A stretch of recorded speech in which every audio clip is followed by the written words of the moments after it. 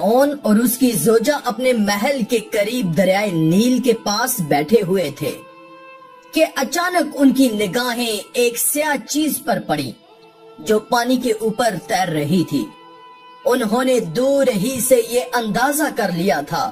کہ سطح آب پر بہنے والی شے کوئی اور چیز نہیں بلکہ لکڑی کا صندوق ہے جو ان کی جانب رواں دواں ہے۔ صندوق دھیرے دھیرے ان کے قریب پہنچ گیا۔ فرعون نے اپنے سپاہیوں کو حکم دیا کہ صندوق کو پانی سے باہر نکال لو۔ حکم ملتے ہی صندوق باہر نکالا گیا اور جب اسے کھولا گیا تو اس میں ایک خوبصورت بچہ نظر آیا۔ وہ پیغمبر خدا حضرت موسیٰ علیہ السلام تھے جنہیں ان کی والدہ ماجدہ نے پروردگار کے حکم پر فرعونیوں سے محافظت کے لیے صندوق میں رکھ کر دریائے نیل میں ڈال دیا تھا تاکہ خداوند عالم خود ان کی حفاظت کرے۔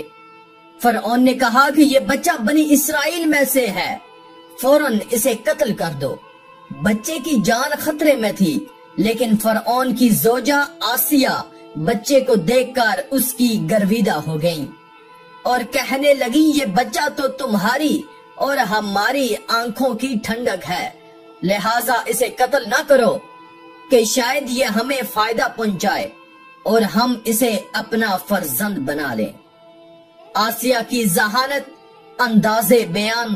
اور کلام نے اپنا اثر دکھایا اور فرعون کو بچے کے قتل سے روک دیا اور وہ بھی موسیٰ کی محبت کا گرویدہ ہو گیا۔ فرعون مصر اور اس کا خوبصورت محل آسیہ کو فریفتہ نہ کر سکا۔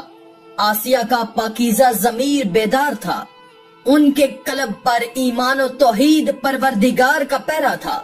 جس کی بنا پر فرعون کی مادی اور تسلط پسند جذبات آسیہ پر ذرا برابر بھی اثر نہ کر سکے۔ وہ ایسی پاکیزہ خاتون تھیں جنہوں نے خدا پر مکمل ایمان کے ساتھ فرعون کے گناہوں سے معمور محل کو لرزہ براندام کر دیا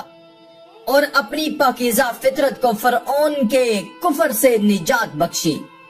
قرآن کریم نے جناب آسیہ کو لوگوں کے لیے نمونہ قرار دیا ہے تاکہ لوگ غیر مناسب اور گناہ سے بھرپور حالات میں بھی اپنے ایمان کو نجات بخشیں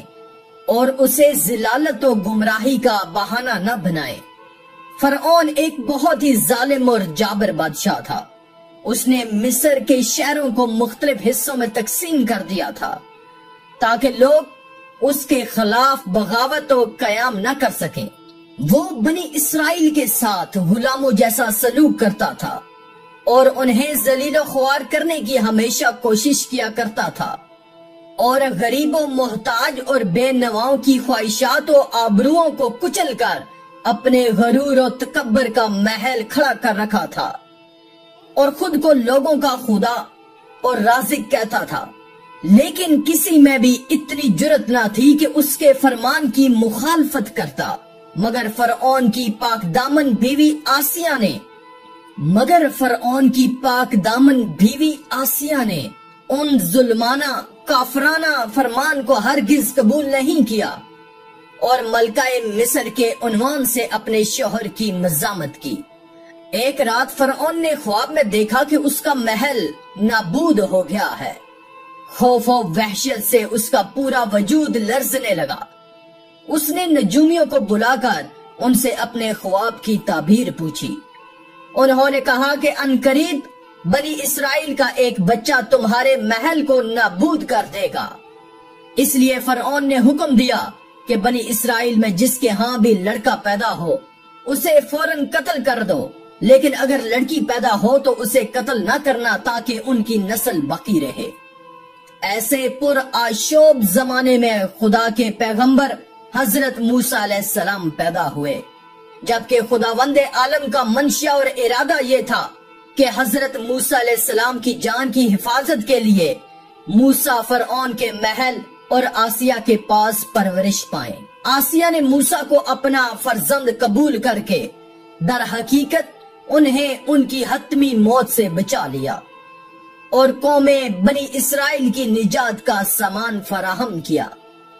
حضرت موسیٰ علیہ السلام کے عہد نبوت پر فائز ہونے کے بعد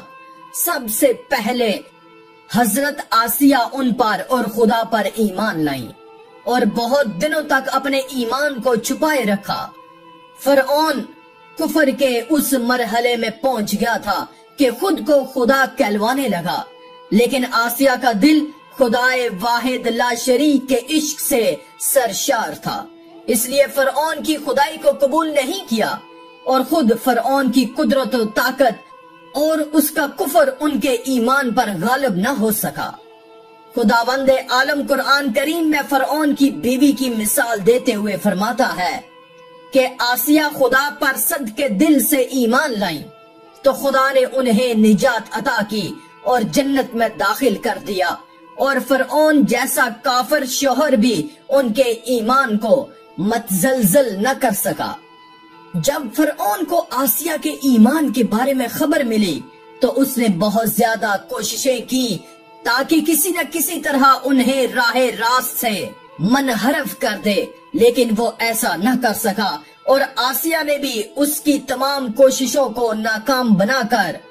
صرف خدائے واحد کی عبادت میں مصروف رہی۔ حضرت آسیہ نے حضرت موسیٰ علیہ السلام کی حقانیت کو ثابت کرنے کے لیے فرعون سے بہت زیادہ بحث و مناظرہ کیا، مگر فرعون آسیہ کے ایمان و عقیدے کو بدلنے میں کامیاب نہ ہو سکا۔ فرعون روز بروز پر آشوب ہوتا گیا، اور آسیہ نے فرعون سے کنارہ کشی اختیار کر لی اور حضرت موسیٰ علیہ السلام کا دفاع کرتی رہی۔ حضرت موسیٰ علیہ السلام کے چاہنے والے فرعون کے سپاہیوں کے ہاتھوں ظلم و ستم کی بھینٹ چڑھ رہے تھے اور انہیں بے دردی کے ساتھ قتل کیا جا رہا تھا، یہاں تک کہ فرعون نے حضرت موسیٰ پر ایمان لانے والے ایک شخص کو،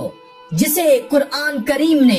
مومن آل فرعون کے نام سے یاد کیا ہے، بڑی ہی بے دردی سے قتل کر دیا، جس کے بعد آسیہ کے صبر کا پیمانہ چھلک اٹھا اور کھلم کھلا فرعون کی مخالفت کرنے لگی۔ فرعون میں غیظ و غضب کی آگ بھڑک اٹھی اور اس نے اپنی زوجہ آسیہ کو بہت ہی دردناک طریقے سے اذیتیں پہنچائیں۔ بعض روایتوں میں آتا ہے کہ فرعون نے حضرت آسیہ کو مصر کے تپتے سورج کے نیچے زمین پر لٹا کر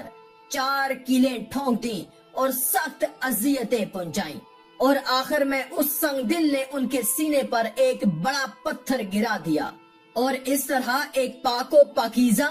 اور خدا پرست کنیز خاص راہ حق میں نہایت ہی بے دردی اور اذیتوں کا شکار ہو کر درجہ شہادت پر فائز ہو گئیں۔ حضرت آسیہ کی استقامت ایک شجاع اور بہادر اور پاک و پاکیزہ با ایمان عورت کی نشاندہی کرتی ہے